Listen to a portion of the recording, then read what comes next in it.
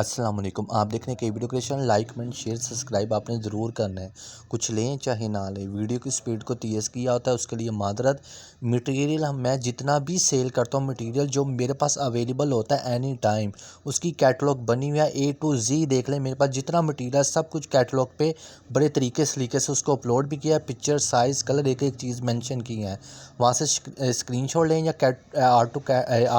Add to card कर लें, तो आपको इंशाल्लाह वहाँ पे सारा कुछ ओके हो जाएगा। ठीक है, प्राइसेस मेंशन है, सिर्फ मैंने डीसी बतानी है, बाकी प्राइस आप वहाँ से देख लें। ये चीज़ क्लियर हो गई। ज्वेलरी के प्राइसेस कभी भी ज़िंदगी में, जितनी मेरी ज़िंदगी है, कभी भी नहीं मैं वहाँ पे लिखूँगा। आप लोगों को जौन सी ज्वेलरी बनवानी है या जैसी ज्वेलरी बनानी है, अपने पास से पिक्चर भेज दें, या मैंने जो काम किया उसकी पिक्चर भेज दें, मैं आपको प्राइस बता दूँगा। आप ऑर्डर करेंगे, मैं बना दूँगा। ठीक है जी, अब बातें सारी क्लियर होगी।